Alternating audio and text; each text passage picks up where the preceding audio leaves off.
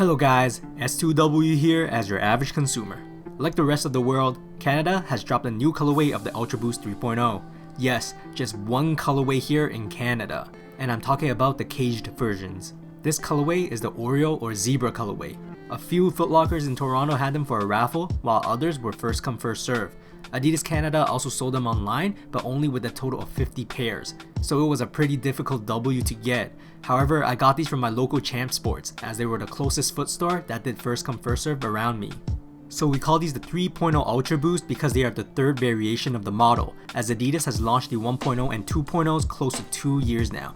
And recently, Adidas decided to give an upgrade to their shoe for its third iteration. For this Oreo or Zebra colorway, it's interesting because even online for Adidas US, not a lot of pairs were available for a general release like this. I'm just assuming restocks will come later for this pair. A closer look into the sneaker, this Oreo colorway is one of those shoes where I think it actually looks better in person. If you see these specific stripes on an Ultra Boost, you'll know it's a 3.0 model because previous models had different knit patterns. Visually, the stripe shines mostly because of its heavy accent of black stripes, much like the stripes on zebras. The contrast is very eye-catching and looks really interesting to me. However, once in hand, what surprised me even further was that the stripes were not only black, but actually intertwined with gray threads as well. You can actually see a mixture of black and gray knit forming those pinstripe-esque lines running throughout the white base fabric of the shoe. Side note, the knit is not smooth, and what I meant by that is that you can actually feel the lines bumping upwards whenever you see these stripes. The knit used on these 3.0 UBs are prime knit, Adidas' top-of-the-line fabric material famous for its stretchiness and breathability for that ultralight sock-fitting comfort. However, if you have Ultra Boost 1.0 or 2.0s, 3.0s have a different variation of prime knit, so to speak, as these 3.0s are much thinner and more elastic than its previous models. In fact, they are more comparable to the same knit found on NMD Prime Knit R2s. Both lateral and medial side of the shoe looks exactly the same to each other, with the staple outer 3-stripe caging system encasing the sides of the shoe. On the topic of the cage, the 3.0s are further distinguished apart from its predecessors because of this translucent plastic support. To tell you the truth, the reason I haven't decided to keep any 3.0 colorways is because of this cage. Personally, not a big fan of the translucency, but on this colorway, I'm glad to say it didn't bother me as much as I thought. Moving up towards the shoe, Adidas used flat black and white laces, offering a camo-like blending to the overall sneaker. The tongue also used the Adidas running logo for further branding, but if you look closely, this tongue is also beefed up to provide additional cushion to the top of our feet where it bends. Now looking at the midsole of the sneaker is where it actually shines. And let's be honest, we are mainly buying these sneakers because of this specific technology, Boost material, the white squishy looking styrofoam. They are Adidas' latest technology that offers the most responsive cushioning ever, as if we were walking on soft pillows by each step. Made originally for running, but many are just buying shoes with this technology as a casual walking shoe now.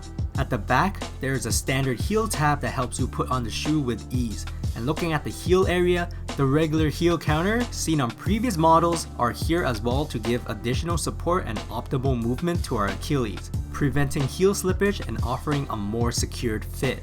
Something I did notice is that on these Oreos, Adidas seemed to use the 2.0 paints for their text, where Ultra is in silver and Boost in gold. Whereas on the triple white 3.0 Ultra Boost review I did earlier, they only use silver on those letterings. Inside the sneaker is like the standard Ultra Boost, but I feel like they also beefed up the cushioning around the ankles and heel area for that extra comfort and softening around our feet.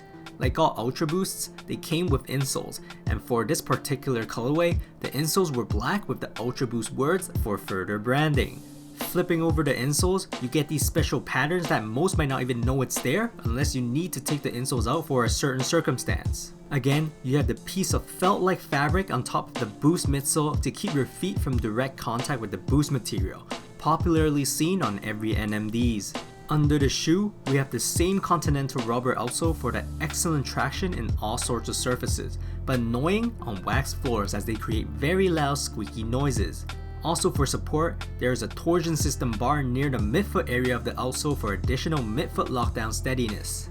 Anyways, here are some Adidas Ultra Boost 3.0 Oreo Zebra fit footages.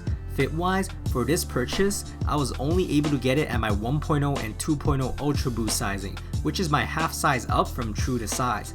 It's still wearable, but I know for a fact that these should fit true to size, and for narrow feet, maybe even half size down. Because the Primeknit is a lot thinner in the 3.0s, there's more room to spare inside the shoe, offering a bit more space around our feet. Also, since it's thinner, ventilation is A+, but because of this, I also feel like there's less support as its upper is less restrictive.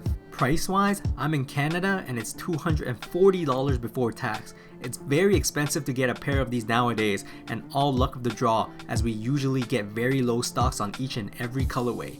Comfort wise, the Boost feels the same as any other Ultra Boost, but upper wise, depending on what you like, the toe box again does feel more roomy and free as opposed to the more constricting feeling on the Ultra Boost 1.0 and 2.0s.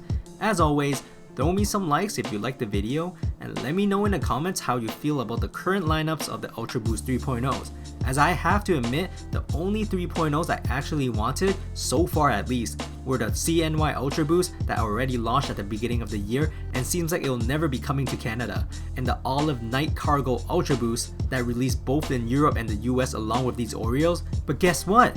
Not in Canada. Man. So these Oreos might be the first ones to keep in regards to the third generation in my books. That's it for today. S2W signing off.